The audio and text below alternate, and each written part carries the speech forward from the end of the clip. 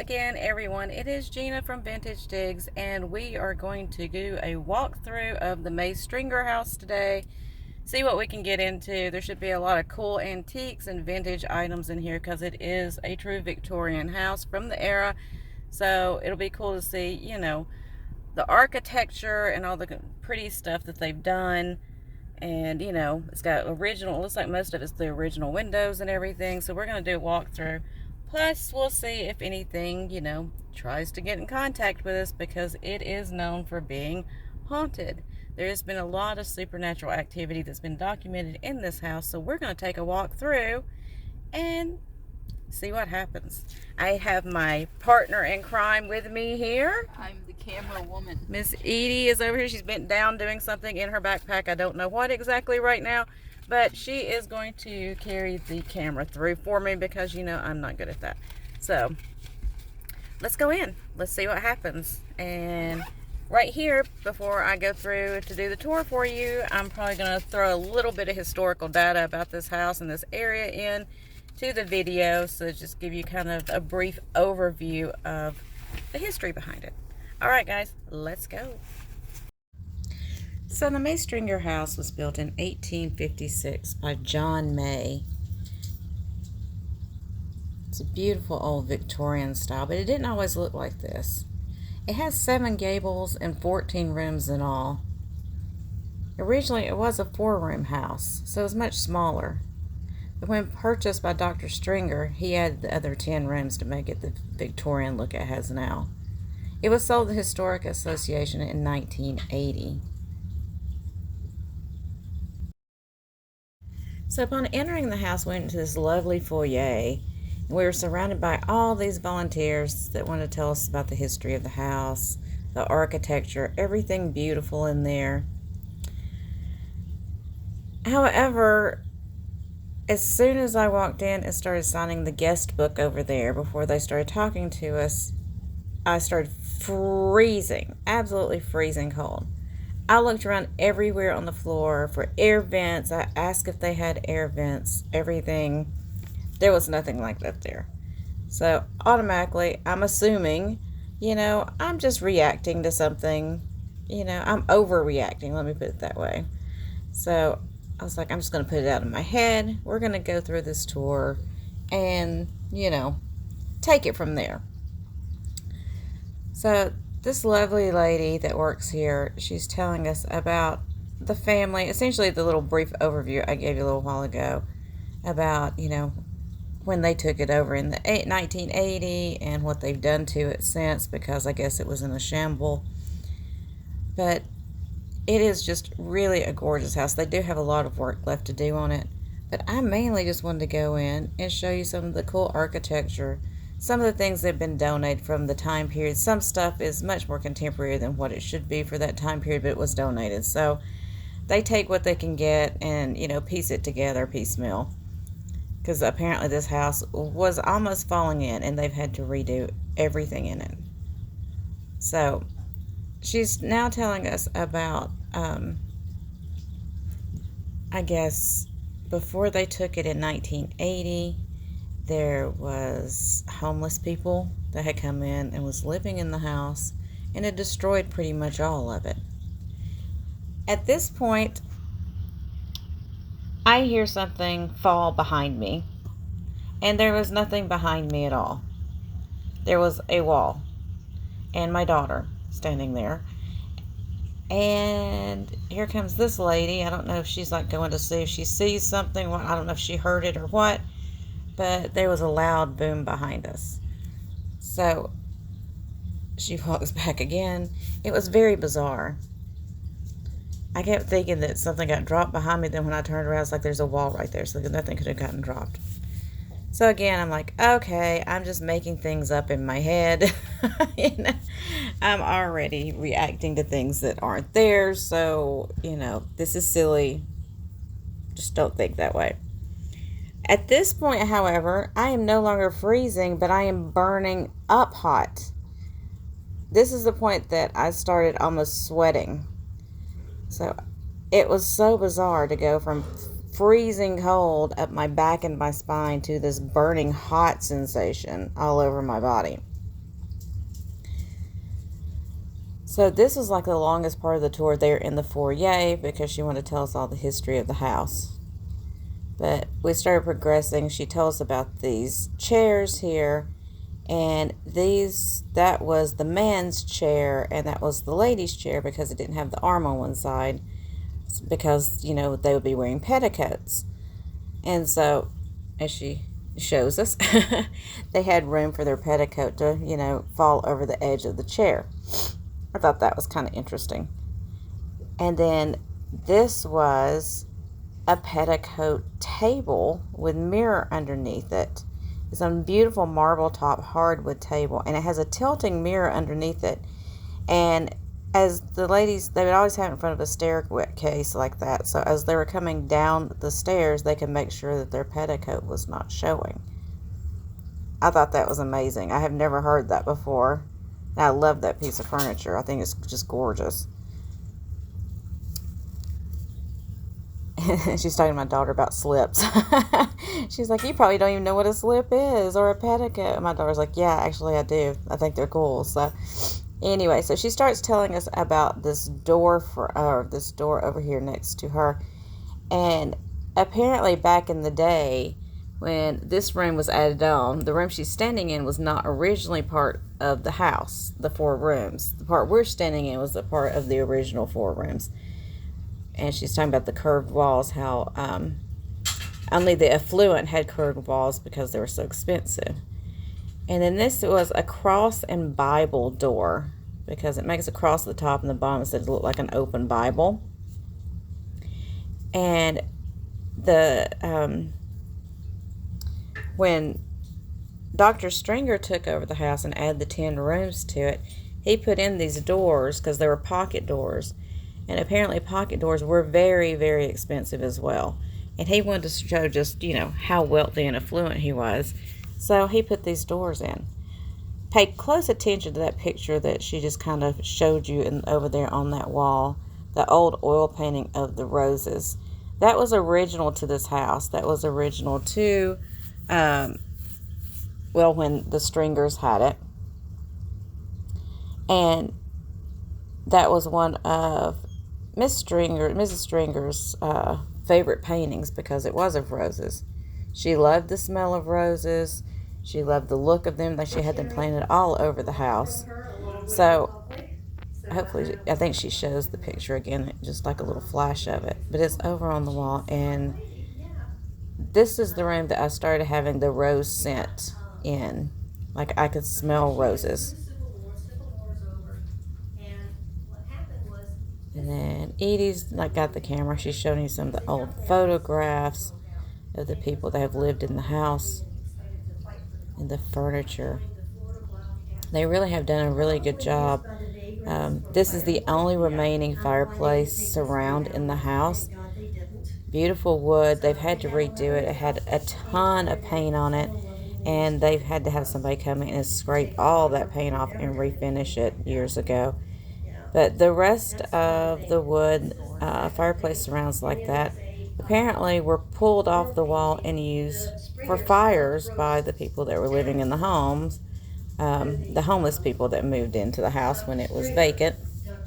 So they pretty much destroyed all the other fireplaces in the house. This is the only one left remaining. Donated that to us, and it hung here in this room. So Edy's kind of showing you some of her things she's seeing. That's great. I know, pretty smart guy. That's very smart. Yeah. So we have traveled now into the dining room area. Some nice old paintings of portraits of people on the walls. I love those frames on those. Little spoon collection that goes through to a kitchen area. Excuse me. And they said they set the table according to, the season. They have a winter setting, a Christmas setting, fall, spring, and summer setting that they do. So this was actually still their spring setting, I believe. And then she's showing you some of the stuff in the cabinets. As we all know, a lot of that is depression glass. Some of that fitting is much newer than what this house would have been, would have held actually. Now those are very nice right there. That stemware. And as we all know, the bluebirds of happiness did not fall in that time period either. But those beautiful, the glassware that was on the table on the buffet back there would have been from that time period. And so we went into what would have been the master bedroom at the time.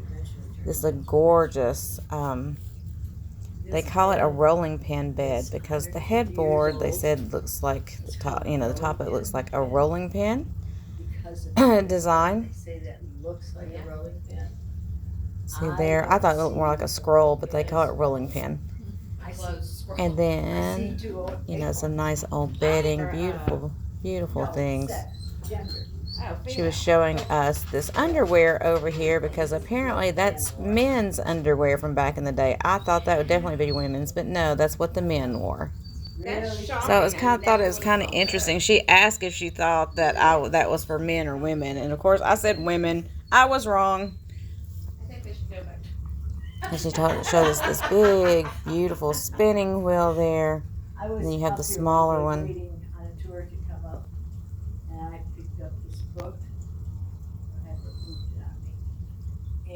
At this point, she started telling us about picking up a book over there one day and was reading through it.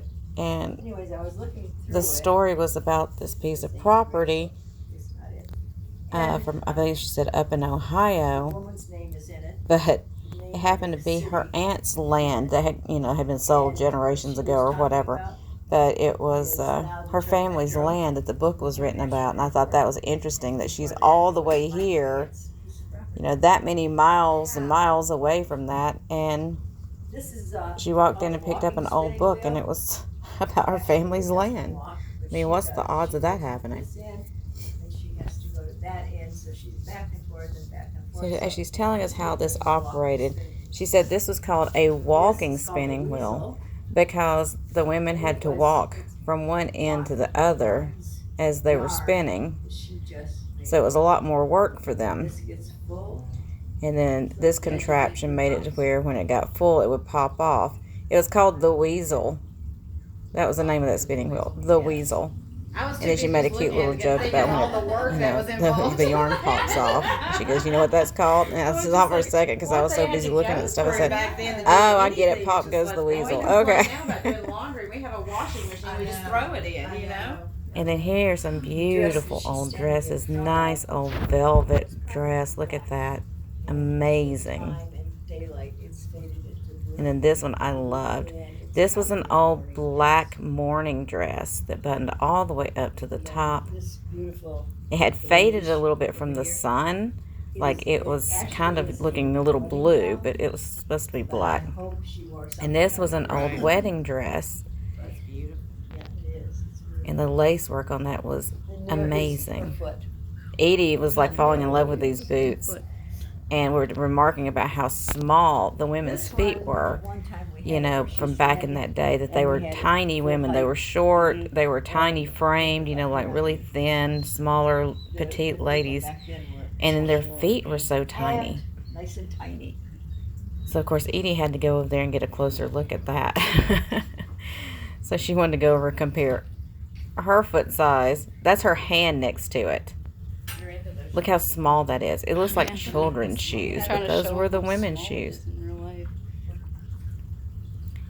And then there she is, just looking in mirrors. So this was the daughter's room, the child that died when she was 3 years old. And it had a really cool old dollhouse in here. Very detailed. Look at all the furniture, everything in there. It's just really cool. They even have like little babies in there, and even a little roll of toilet paper. So she really got into that. She loved the dollhouse. So she got quite a bit of footage of it, more than the rest of the stuff in the house. Sometimes you'll come in here and show. I got it. Roses again. Right here. Sometimes we come in here and show. So at this point, as we were walking through this room, the child's room, I caught like the faintest whiff of that rose scent again. What is it? It is a And I questioned the lady there about the smell of roses. Oh, look at this was a teaching item. Look at this. It was just like on this broadcloth kind of thing. It was all these pictures, and that's what they used to teach with. I thought that was amazing. I told her I wouldn't touch it. I just wanted to get close to it. But then she started telling about this. This was the bedding, what they used to make the mattresses out of, and it was corn, from corn and cotton. But anyway, I was asking her about the scent I was smelling, and she said that they didn't have any scents in the house because, you know, they worry about people having allergies and stuff, so they don't do that. And I kept remarking to her that I keep smelling this faint scent of roses. And she said that I wasn't the first that's told her of that.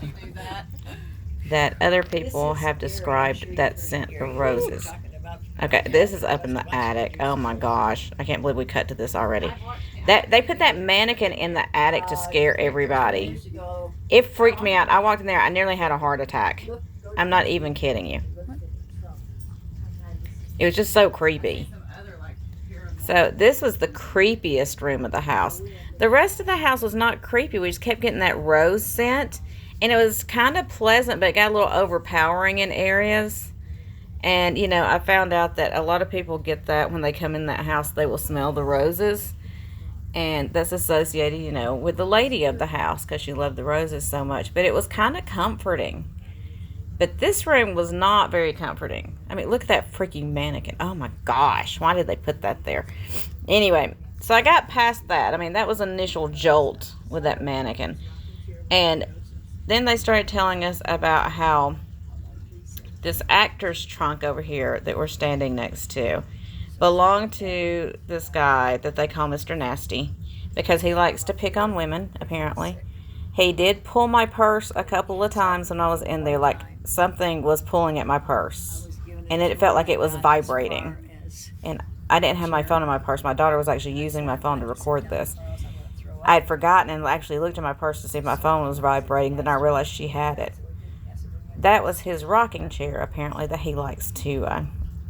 Edy couldn't get this to focus. It was freaking her out because she couldn't... Everything else was focusing, but that picture wouldn't focus. So, anyway, I kept getting to what I thought were mosquito bites up there. I commented to the lady that, you know, they have a mosquito problem. And she looked at me like I was crazy. And I was like, are you not getting, you know, just eaten up with mosquito bites? I feel like I'm just getting attacked. And she was like, no, we don't have, you know, there's no open windows. There's no reason for there to be mosquitoes up here. I haven't seen any. And I kept looking for mosquitoes, but I just felt like something was biting me. Well, the next day, I checked myself, and there were no bite marks. So I later found out that that was one of the things that happens up in that room as well, is that you get pinched. So I'm assuming what I was feeling as mosquito bites in my rational mind was like some kind of pinching. And he does apparently like to pinch ladies up there. Really? He didn't ever pinch Edy, but he did drum his fingers on her arm a few times. Like she felt it. And then the next day, she was talking about how she had a scratch actually on her side that she didn't realize. So we went down the other part of the attic. It was kind of L-shaped, but it was very, very interesting down in this part down here because they had so many like old toys and things like that. This lady's just telling me about one of the times she had a tour group up here and she had a little boy standing next to her. And then all of a sudden they had some old Christmas decorations up there they were storing, and one of the boxes just went flying across the room, and she thought that little boy was going to die. And I was like, yeah, I probably would have too. So we're going to venture down into the area where those old toys and things are. It's really, really interesting. Another beautiful More of the old doll houses that, you know, have been donated to them that they don't have on display yet. Where are you going? Do you need a bag for something? Some old framed art. But what's really cool on the shelf over here, they have my sheep, but it's white instead of black. See? That's my sheep. But it's white instead of black. I was like so excited to see that. So we kind of continued our tour up here, looking at the old toys and things.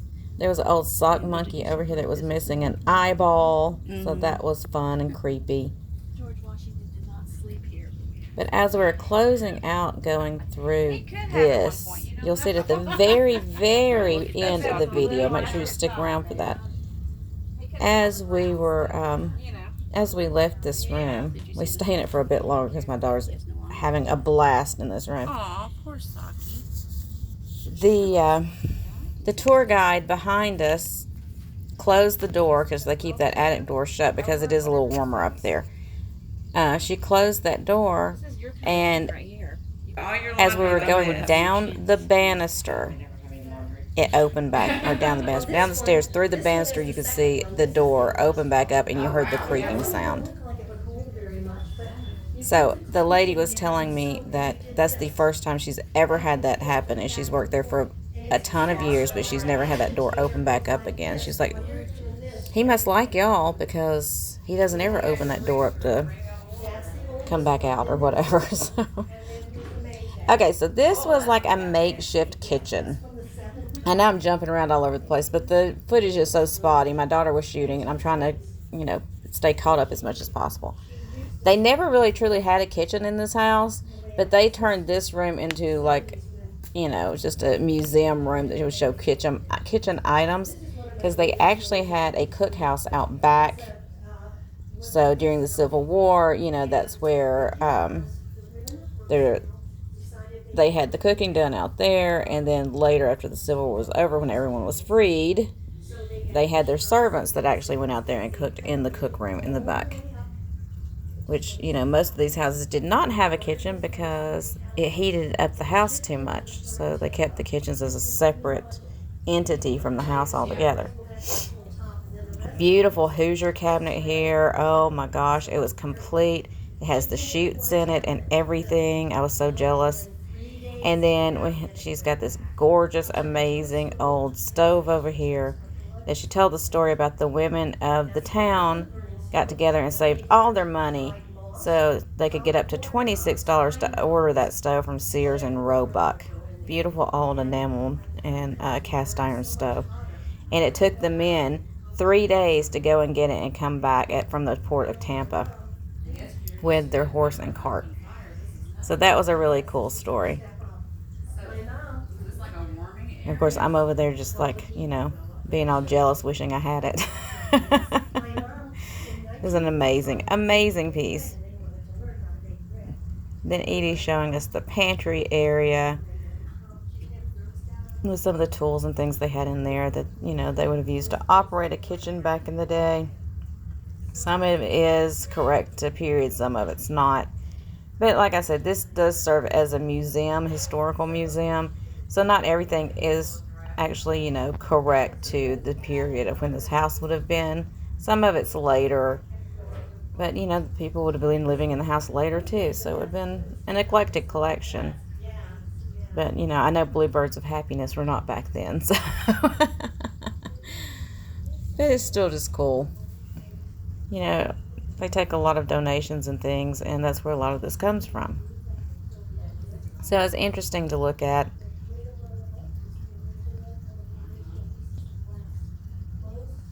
Some tins, some Carnival there.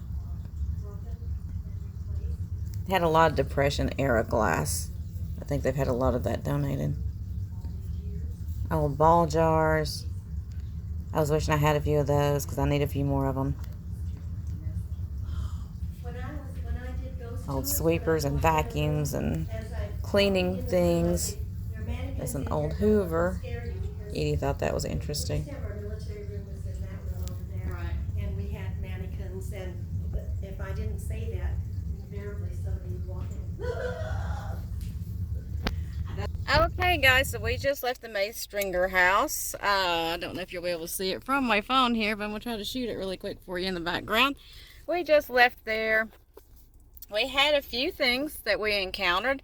There was no, we didn't I don't think we got scratched or anything. But of course, she did tell us during the tour that people get scratched all the time and don't realize it till they have left, and then they notice they've been scratched. So I don't notice any scratches yet, but I did have a few things happen in there. We kept smelling that rose scent all the way through, and she did tell us that that was it Miss May or Miss String? It's Miss Stringer's favorite scent and favorite flower was roses, and we did keep smelling that all the way through the house. I mean, it was like you would walk through. I had this one doorway I walked through, and it just slapped you in the face. I mean, it was so strong, and then it was just gone. It just disappeared immediately. So that was kind of fun and cool. And then when we were in the attic, I don't know if she got it on camera or not, but when we were in the attic, she did get some tapping on her. I guess Mr. Nasty wanted to get her attention, so he did tap her a little bit. I know he does like women, so that happened. And then he tried to take my purse away from me at one point. That was not happening. I just got this Coach bag, so I told Mr. Nasty no, he had to get his own bag. He wasn't having mine. And if he wanted, you know, if he wanted a bag, I would get him a cheaper one and bring it back to him. So what else happened while we were in there? Do you remember? The door open. Oh yeah, and then when we left that room, the docent that was showing us through, she shut the door, and then as we got about halfway down that flight of stairs, the door did creak right on back open, and she was even surprised by that. She said that she's never had that happen before. It's because I messed with him, I promise. I know, you messed with him. I don't know why she had to mess with him, but she had to go over there and play with his rocking chair and call him Mr. Nasty and all this stuff. She just messed with him the whole time. So no wonder. I hope he didn't come with us. The woman told me that we forgot to do that. What? You remember when she told us to tell him that he couldn't go with us? Oh, Because go with us. when he likes people, sometimes he tries to leave with them. Like he tried to go with her that time. We forgot to tell him not to go with us. Give a later. Okay, so Mr. Nasty, you may, if you're in the car with us right now, you need to go ahead and go on back before we get too far away, because you do not need to go to my house. You'll get lost. Anyway, if you have not seen some of the night footage that some of these ghost hunters do, you can go online and Kindred Spirits, there's all kinds of places that, you know, do this stuff. They come in and do investigations. So you can actually watch them do their investigations too. So it's kind of cool. It was a lot of fun. We are going to come back for a night tour when we can. The lady in there was super nice. The docent that we had, she was super nice, and she was trying to get us to volunteer to come up there and do tours for her. So that's something we may look into. That would be a lot of fun for both Edy and I to do together. So we'll see. She also invited us back in October. They do a special thing the whole month of October with ghost tours and that kind of thing. So we'll see what happens. But yeah, it was interesting, a lot of fun. We did learn a lot of interesting historical facts that I did not know. So that was cool as well. And I hope you guys enjoyed going along with us. We did have a good time together. And Edy is over here right now, saging herself. I don't know why. She thinks that something is going to get her, apparently. I don't know what, but, you know, she's here. I'll show you. She's saging herself. So, just making sure, I guess. But anyway, I guess if somebody's in the car with us, they're going to get saged right out the window. All right, guys. So, that's it for now. Hope you had fun, and we'll see you guys on the flip side. Till then, make sure you keep loving your heart, a smile on your face, and spread that joy everywhere you go, because it never hurts. See you soon. Come back. You open the door back up for you. I've never seen that. I don't believe in ghosts, but I've never seen that. I just had a